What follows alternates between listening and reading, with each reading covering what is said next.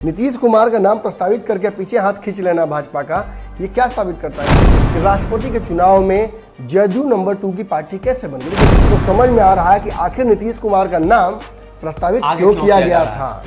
और अगर नीतीश कुमार अगेंस्ट में करेंगे तो क्या लगता है, राज्य सपोर्ट में करेगी भाजपा का क्या?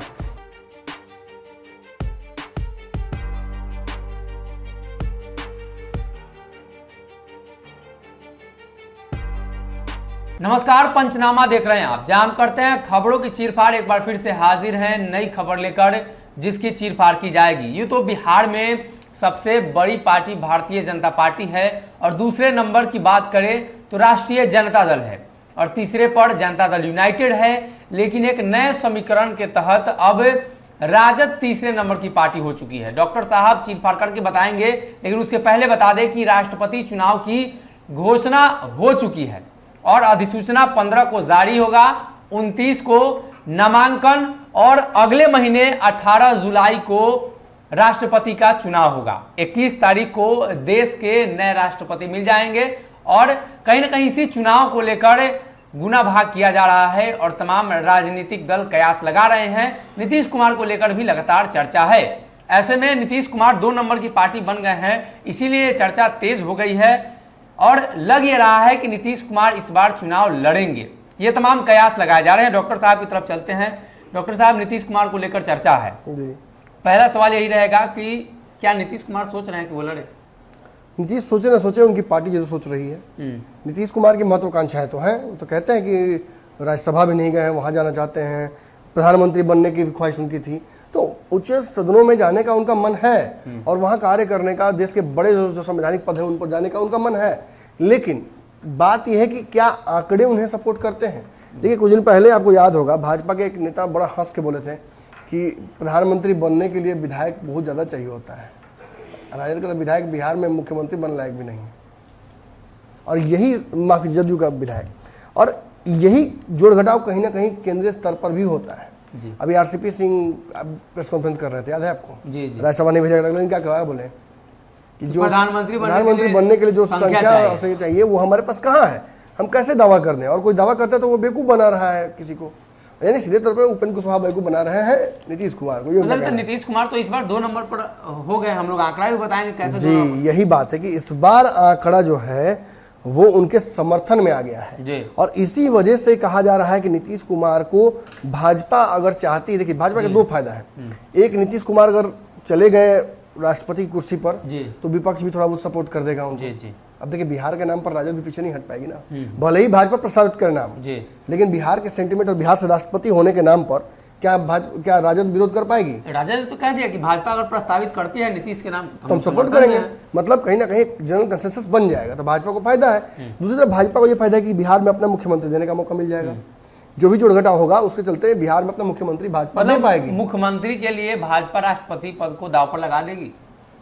लगा देना चाहिए। अगर बिहार में महत्वाकांक्षा है तो बिहार में तो अपने दम पर सरकार तो कभी नहीं बनेगी नहीं। तो फिर तो केंद्र में कई सारे बिल रुक जाएंगे, नीतीश कुमार तो रुक। वही तो प्रॉब्लम है, वही तो समस्या है। नीतीश कुमार का नाम प्रस्तावित करके पीछे हाथ खींच लेना भाजपा का, ये क्या साबित करता है कि नीतीश कुमार बिहार के लिए केंद्र में नरेंद्र मोदी की प्रचंड बहुमत वाली सरकार बैकफुट पर रहेगी हमेशा। बार बार नीतीश कुमार अड़ंगा लगाएंगे, बार बार नीतीश कुमार पैतरा करेंगे, और वो पैतरा पसंद आएगा नहीं।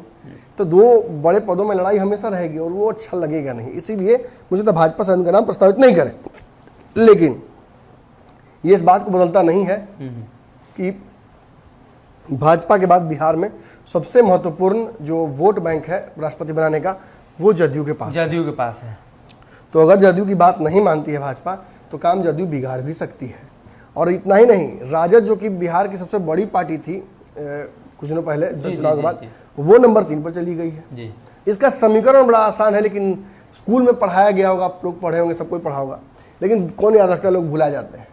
उसको फिर से याद करना पड़ेगा, और बहुत सरसरी तरीके से, बहुत तेजी से और बहुत आसान भाषा में समझाने की कोशिश आपको करते हैं कि राष्ट्रपति के चुनाव में जदयू नंबर 2 की पार्टी कैसे बन गई। देखिए, भाजपा नंबर 1 है, इसमें तो कोई शक नहीं है। भाजपा के विधायकों की संख्या ज़्यादा है, भाजपा के MP की संख्या ज़्यादा है, तो इस हिसाब से भाजपा तो महत्वपूर्ण पद पर है। लेकिन ये समीकरण काम कैसे करता है?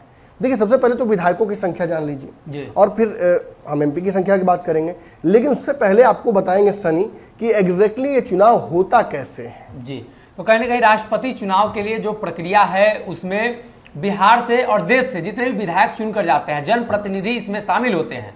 जनप्रतिनिधि मतलब बिहार से और देश में जितने विधायक होंगे वो शामिल होंगे, एमपी शामिल होंगे, लोकसभा के जो सदस्य निर्वाचन होकर गए हैं, और वहीं अगर बात करें तो राज्यसभा के वो सदस्य शामिल होंगे जो निर्वाचित हुए हैं। 12 को जो मनोनयन वाला राष्ट्रपति मनोनीत करते हैं वो छोड़कर, जी वो छोड़कर। और इसमें जो आंकड़ा है कि बिहार का जो जनसंख्या है, बिहार की जो जनसंख्या है 1971 के जनगणना के हिसाब से उसको एक रोड मैप बनाया गया है, उसको एक तेजी से एक बात बता दूं। देखिए, तो सबसे पहले यहाँ जरूरी सनी ये जानना है कि हमारे देश में जो वोट करेंगे इस चुनाव में उनकी एक्चुअल संख्या कितनी है। देखिए, तो विधायकों की संख्या तो बड़ी सिंपल है, आपने मुझे बताया था जोड़ घटाव में कि 4126 जो है वो विधायक हैं पूरे देश में, और राज्य में, राज्यों के मिला के, और शासित प्रदेश में 426 है। तो ये टोटल जो गुना जोड़ होता है वो होता है 4552। 4500 हमारे पास विधायक हैं जो वोट करेंगे इस चुनाव में। लेकिन इन सब के वोट का वैल्यू बिल्कुल अलग अलग होगा, वही आंकड़ा आप समझाइएगा। वहीं दूसरी तरफ हम जाते हैं तो एमपीज यानी सांसद जो है वो कितना है, और उनके वोट की संख्या कितनी होगी, तो वो है हमारे यहाँ 776, 233 राज्यसभा के और 543 जो है वो लोकसभा के। ये वो लोग हैं 12 मनोनीत जो है उनको छोड़कर, ये वो लोग हैं जिनके वोट की कीमत होती है, और जिस कीमत के आधार पर तय किया जाता है कि इनके किस तरफ ओरिएंटेशन होगा और कौन बनेगा राष्ट्रपति। इनके भी वोटों की संख्या और जो वैल्यू है वो अलग अलग राज्यों में अलग अलग हो सकता है। लेकिन आप जान लीजिए सबसे पहली बात कि जो विधायकों की संख्या है उसके आंकड़े कैसे निकाले जाते हैं, और सांसदों की संख्या है उसके आंकड़े कैसे निकाले जाते हैं, यानी एक वोट की वैल्यू कीमत कैसे राष्ट्रपति चुनाव में कितनी होती है, ये बताएंगे सनी जी। सबसे पहले 1971 जनगणना के हिसाब से तय किया जाता है, तो 4.5 करोड़ के आसपास बिहार की जनसंख्या है जी। 4.5 करोड़ में अगर आप भाग देते हैं बिहार के टोटल विधायकों की संख्या, मतलब जिस राज्य के जनसंख्या जितनी है 71 के आधार पर, उसमें विधायकों की कुल संख्या से भागा देना हो जी। और भागा देने के बाद जो निकलेगी संख्या आता है उसमें 1000 से भाग देना, और वो जो संख्या आएगी वो एक विधायक की वोट वैल्यू जी। तो कितना आ रहा है, तो एक विधायक के वोट वैल्यू अगर जोड़े तो बिहार के एक विधायक 173 वोट वैल्यू कंज्यूम करते हैं, और 243 विधायक हैं। तो अगर हम गुना करें तो ये स्पष्ट सामने आता है कि 173 गुने 243 यानी 42,039 बिहार के विधायकों का वोट का कीमत है जी। जिसमें अलग अलग जो पार्टियां हैं उनके हिसाब से बटेंगे ये, लेकिन इतना कुल योग है। अब जरा हम सांसदों का निकालते, देखिए सांसदों का निकालना थोड़ा सा डिफिकल्ट है जी। पूरे देश के जोड़ घटाव कैसे होता है बताइए मुझे जी। पूरे देश में अगर एक बिहार से अगर उदाहरण ले तो 143 एक विधायकों का वोट, और उससे 243 में गुना करते हैं तो 42,000, यानी समझे तो 42,000 सिर्फ बिहार का वोट है, वह वोट वैल्यू विधायकों का जी, विधायकों का। और वैसे ही बाकी सभी अन्य राज्यों को अगर जोड़ा जाए तो इसमें आ जाता है 5,43,200 पूरे देश में, मतलब 5,43,000 जो है ये जो कुल योग आ रहा है वो सांसदों के वोट का वैल्यू है। हाँ, उसे 776 से अगर भाग दे दो तो उसे अगर 776 से हम भाग देते हैं तो मतलब एक सांसद का वोट वैल्यू 700 के आसपास आएगा। मतलब अगर 543 जो 5,43,200 जो है इसको 776 से हम भागा देते हैं तो हमारे पास 700 के आसपास का कुल आता है जी। इसका मतलब कि एक सांसद का वैल्यू है जो वोट का देश में वो 700 है। तो बिहार में अब जरा हम जोड़ घटाव कर लेते हैं। देखिए शुरुआत भाजपा से कर लेते हैं जी। भाजपा के बिहार में जो विधायकों की संख्या है वो कितनी है? 77 में अगर एक विधायक के वैल्यू हमने जो बिहार में निकाला था 4 करोड़ से भागा देकर तो 173 आया था। तो 173 से इसे हम अगर गुना करते हैं तो हमारा कुल योग आता है 13,321।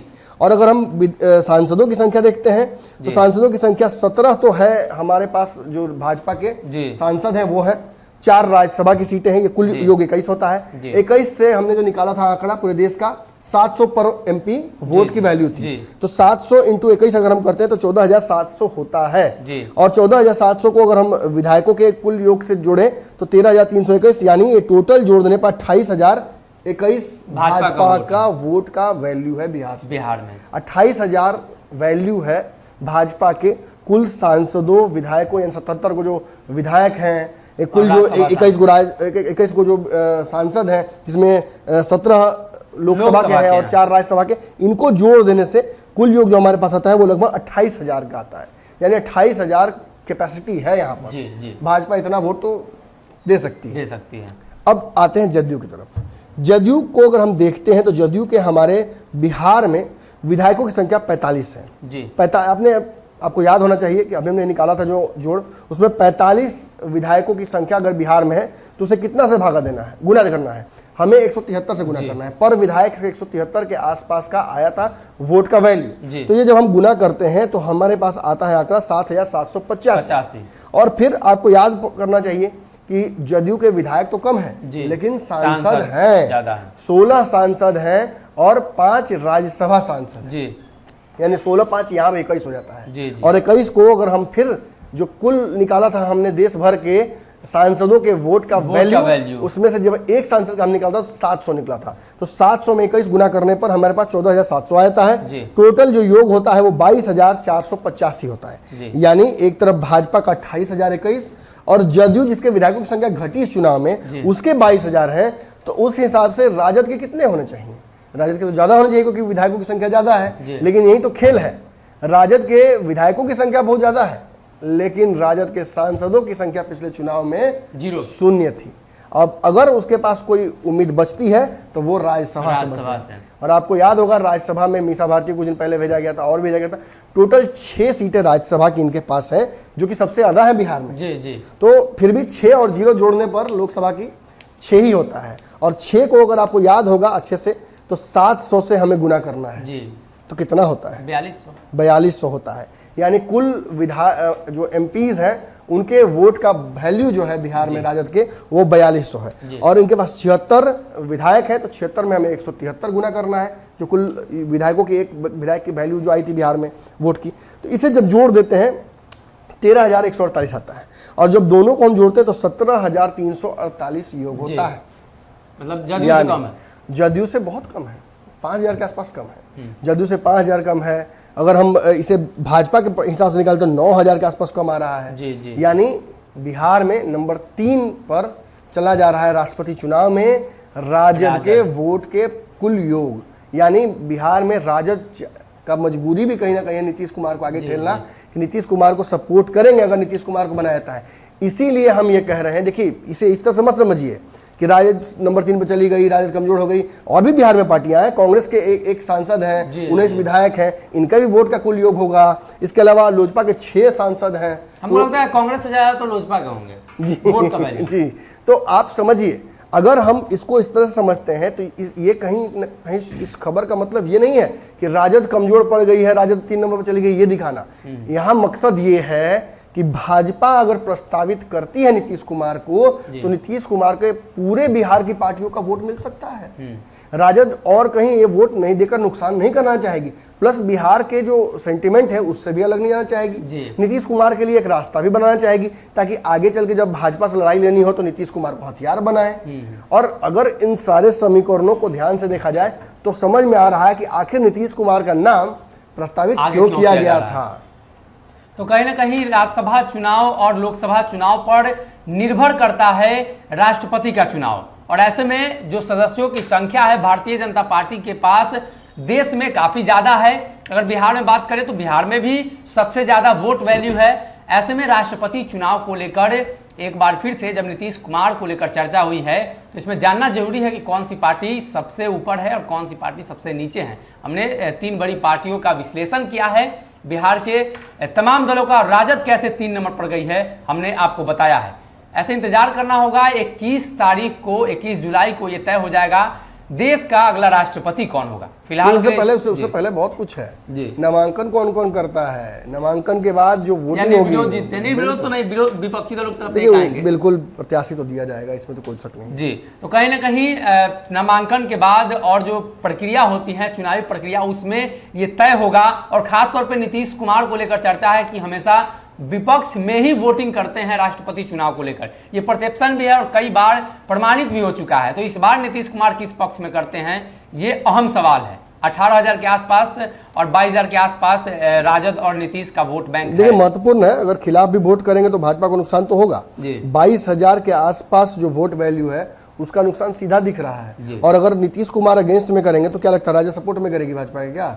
ये 28,000 प्लस 17,000 सीधा जुड़ जाता है और ये भाजपा के वोट बैंक से बिहार से कहीं ज्यादा हो जाता है फिर। जी, तो कहीं ना कहीं स्पष्ट होता हुआ दिखाई दे रहा है कि बिहार और देश स्तर पर जो ये चुनाव होने वाला है इसमें स्पष्टता है कौन सी पार्टी और कौन से उम्मीदवार आते हैं, ये आने वाले वक्त में पता चल पाएगा। फिलहाल के लिए इस पंचनामा में